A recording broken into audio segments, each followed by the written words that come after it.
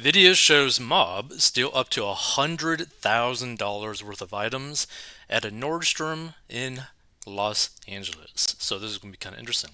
California police said a mob of criminals stole up to 100K worth of items from an LA mall Saturday afternoon. A group of people entered the Westview Topanga shopping center in LA around 4 p.m. and stole between 60,000 to 100K worth of merchandise from a Nordstrom.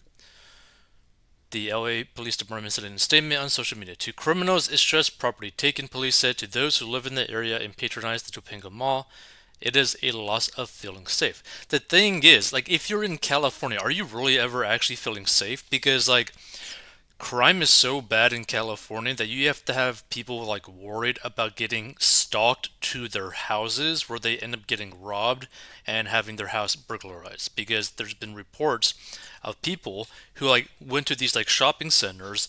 They literally get like followed and stalked by these criminals, and then when they get to their house they immediately get robbed for everything inside their house and then some.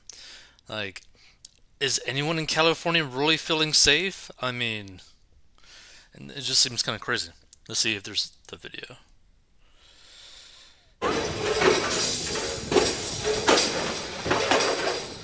Oh, jeez.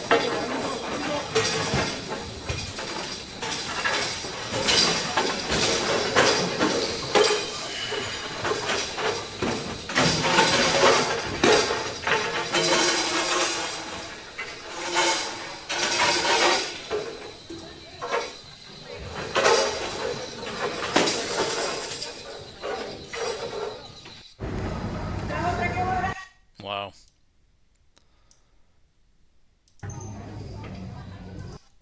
Yeah, that thing just got straight up ransacked. And the thing is, this type of situation is actually really bad because there's a point where a store will just have to like be forced to like move because they are simply just losing too much money from theft, right? So can you imagine like a situation like this where you have like a really high net worth zip code, which is where this mall probably is located in, where all the shops and stores that like very wealthy individuals go to end up being forced to move because everything is getting robbed. So basically, there's not going to be really any high end stores in these really wealthy neighborhoods anymore, which will probably devalue the home prices of a lot of these millionaire owner home owners, you know? So it's going to be kind of interesting. But I just don't understand, really, how you could be like living in California, living in LA, and feel safe after the massive rise in crime over the past few years. Like, pretty much ever since COVID, has been getting like absolutely worse. It's like, if you have the money, why not just move? Like, why not just move to like a safer area that's cheaper, that you don't really got to pay taxes on? Hmm. So, LA mayor said criminals must be held accountable. The people who stole from Nordstrom must be held accountable. LA Mayor Karen Bass said in a statement, "What happened today at the Nordstrom in the Topanga Mall is absolutely unacceptable. The LA Police Department will continue to work to not only find those responsible for this incident, but to prevent these attacks on retailers from happening in the future." But the thing is, would they really actually do anything? Because, yeah, they might be able to find a couple of them, but how many of them are going to be like ratting out the other people? I mean, this is like probably a good 30, 40 people. Do you really think that they're going to catch all of them? Probably not. I mean, you're probably going to have like one or two that are just straight up morons and like post themselves on social media about like the profits from their robbery, but you're probably not going to get all of them. And because of how easy this basically went for them, there's going to be more people doing it. I mean, the reality is, if you just like randomly at once had like 60 people stealing from a store, you're not really going to be able to stop that unless you were to use force. Let's see. A similar incident happened earlier in the week in the LA area. At least 30 people flooded the V's St. Lawrence store at the Americana at Brain in Glendale Tuesday and stole about $300,000 worth of clothing and other merchandise before fleeing on foot and leaving the location in numerous vehicles.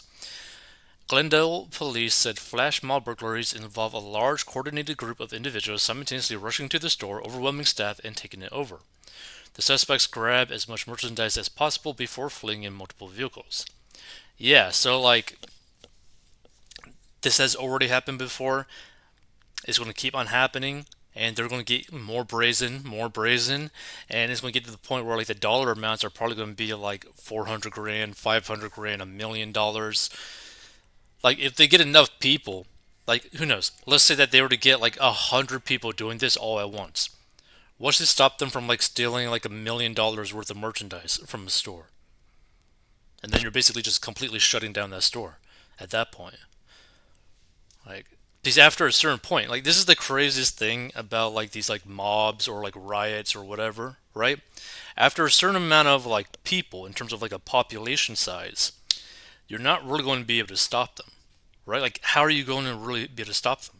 Like, even if you were to get like police presence and all that kind of stuff to help like mitigate it, they might show up like 15, 20 minutes later, and by that time, everything's already been taken. Like, technically, let's say that you had like 100 people, just straight up 100 people, run into a Walmart and then just start stealing stuff and then running out. How could you possibly stop them? Because like even if you were to like lock up the doors and like shut them down, they could probably break through them with that sheer amount of people. Let's see. Retailers locking up products to curb shoplifters. So retailers like Target, Walmart, Dollar General, and Home Depot have talked about missing inventory more this past quarter than any quarter on record, according to data compiled by Bloomberg. Which, by the way, like even like a personal story, like maybe like a month ago, I was shopping at Home Depot, and this has never been the case for me ever. But every time I have ever been into Home Depot, it was very easy to grab a tool and then leave till like, after you buy it and whatnot, right?